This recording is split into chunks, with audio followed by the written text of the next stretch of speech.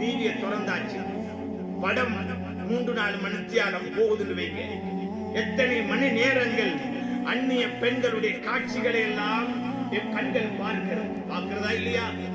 யூடியூபை திறந்தா சர்வ சாதாரணம் போட்டாச்சு. விடிய விடிய படம், விடிய விடிய நாடகம், விடிய விடிய பாட்டு.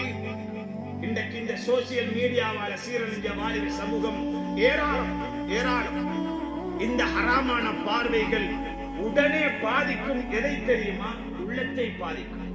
எதை கொண்டு அல்லாஹ் சொர்க்கம் கொடுக்க போகிறான், உள்ளத்தை பாதுகாக்க சொன்னான். அந்த உள்ளம் பாதிக்கப்படும் போது பாவமான உணர்வுகள் உண்டாகும். அத பாவம் உணர்ந்தாத்தானே தௌபா செய்வோம். இன்னைக்கு நாங்க எத்தனை ஹராம் இசைகள் கேட்கிறோம், ஹராத்தை பார்க்கிறோம். பாவம் என்று விளங்கினா அடுத்த கணம் பார்க்க மாட்டோம், அடுத்த கணம் தௌபா செய்வோமா இல்லையா? வாலிப சகோதரர்களே, இன்று உலகத்தின் ஆசைகளுக்கு அடிமைப்பட்டு இன்று எத்தனையோ வாலிபருடைய வாலிபம் கழிந்து கொண்டு போகிறது. சமீபத்திலே கூட ஒரு வாலிபன் திடீரென்று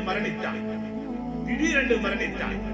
அந்த வாலிபனுக்கு பலர்கள் மூலமாக சொல்லப்பட்டது, நீ இந்த டிக்டாக்கை விட்டுவிடு, அதுல நீ பாட்டு போட்டுக் கொண்டிருக்கிறாய், கூட்டாட்டம் போட்டுக் கொண்டிருக்கிறாய். அந்த வாலிபன் திடீரென்று மரணிக்கும் நிலை வருகிறது. அந்த வாலிபன் வபாத்தாகி விட்டான். வபாத்தாகிய வாலிபன் இன்று வபாத்தாகி சில மாதங்கள்.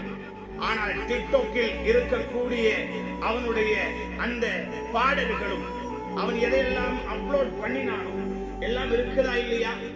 பார்க்கக்கூடியவர்கள் அனைவருடைய பாவங்களும் கபருக்கு போய் கொண்டிருக்கிறது. வாலிப சகோதரர்களே, நீங்கள் எல்லாம் புத்திசாலிகள், சோசியல் மீடியாக்களோடு புரளுபவர்கள், புரிந்து கொள்ளுங்கள். சோசியல் மீடியாக்கள் மூலம் நன்மை செய்யவும் முடியும், தவறு செய்யவும் முடியும். இன்று அந்த சோசியல் மீடியாக்கள் மூலம் வழி தவறிய வாலிபர்கள் எத்தனையோ பேர்.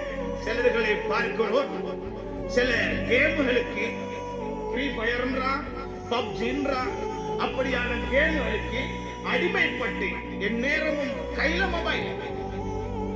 மொபைல் நேரங்களை வீணடித்துக் கொண்டிருக்கிறார். வாலிபத்தை வீணடித்துக் கொண்டிருக்கிறார். தொழுகை வீணடித்துக் கொண்டிருக்கிறார். குர்ஆனை வீணடித்துக் கொண்டிருக்கிறார். முழு நேரமும் அந்த கேம்லே காலம் போகுது. இதற்கு பைத்தியமாகி சிலர்கள் புத்தியை பேரழித்து விடுகிறது. வாலிப சகோதரர்களே, புத்தியாக சிந்தியுங்கள், ஆழமாக சிந்தியுங்கள். நீங்களும் ஒருவரும் உங்களை சிந்தியுங்கள். வேறு யாரையும் அன்பார்ந்த வாலிப சகோதரர்களே, என்றைக்கும் காதுகளுக்கு நல்லது ஏற மாட்டார். உபதேசங்கள் எங்க பேசப்படுகிறதோ காதுகளுக்கு எடுத்துக்கொள்ளுங்க. இன்னும் ஒரு சமூகம் கை சேதப்படுகிறாரே, வாலிபத்தை வீணடிச்சிட்டேன், அந்த கை சேதம் உங்களுக்கு வந்துவிடக் கூடாது என்பதற்காக சொல்லுகிறேன். அல்லாஹ்வோடு உள்ள தொடர்பை சீராக்குங்கள். உங்கள் வாலிபம் அம்மானிடம் மறந்து விடாதீர்கள். இந்த சோசியல் மீடியாக்களுக்கு அடிமைப்பட்டு உங்கள் வாழ்க்கையை நாசமாக்கி விட வேண்டாம். இந்த வாலிப சமூகம் டிக்டாக்கில் சீரழிகிறது. ஹராம் என்று தெரியும், இசை கேட்பது ஹராமா ஹலாலா? அன்னைக்கு ஒரு வாலிப புதிதாக திருமணம் முடிக்கிறார். அவர் மனைவி, மணமகளுமாக சேர்ந்து பாடலும் ஆடலும். சுப்ஹானல்லாஹ், நம்ம டிக்டாக்க பரட்டிட்டு போறோம், வந்துச்சு உடனே தட்டின, எங்க கண்டாலும் தட்டுவோம். நாங்க தட்டியாச்சிரி, உடனே மெசேஜ் அடிச்சேன், தம்பி இது ஹராம், உங்களோட வாழ்க்கைய இஸ்லாமாக மாற்றிக்கொள்ளுங்க. அந்த நேரம் அந்த வாலிபர் சொன்ன பதில் என்ன தெரியுமா? அல்லாஹ் அந்த வாலிபருக்கு ஹிதாயத்தை கொடுக்கணும், பதுவா என்ன செய்ய மாட்டோம். நான் சமூகத்துடைய நலவுக்காக வேண்டி பேசுகிறோம். வாலிபர்களே, உங்கள் நலவுக்காக பேசுகிறேன். நீங்கள் இன்று வாலிபர், என்றைக்கும் இந்த பருவம் இருக்காது, பள்ளிக்கூட பருவம் இருக்காது, பாடசாலை பருவம் இருக்காது.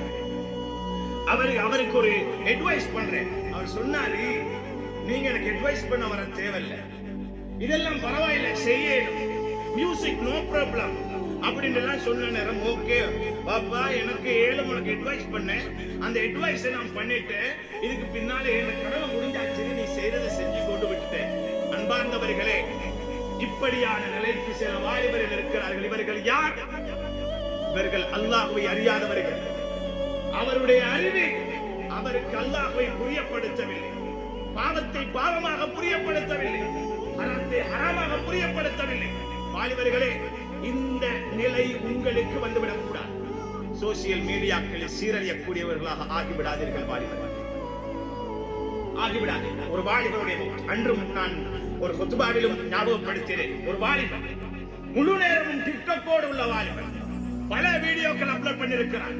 அந்த வாலிபன் மரணிக்க போகிறார். திடீரென்று அவருக்கு ஒரு நோய் வந்து மரணிக்க போகிறார். அந்த நேரம் வாலிபர்களே கொஞ்சம் கேட்டுக்கொள்ளுங்க. அந்த நேரம் அந்த வாலிபன் தன்னை தந்தையை கூப்பிட்டு சொன்னான், பாப்பா இதுல உள்ள வீடியோக்கள் எல்லாம் அழிச்சிடுங்க, இந்த வீடியோக்கள் அழிச்சிடுங்க வாப்பா. உடனே வாப்பா எடுத்தாரி உள்ள எல்லா வீடியோ அழிச்சார். அதுக்கு பின்னால் அந்த வாலிபன் மூத்தாகிறார். அன்பார்ந்தவர்களே, இந்த உணர்வு எத்தனை பேருக்கு மௌத்துடைய நேரம் வரும் என்று யாருக்கு தெரியும்?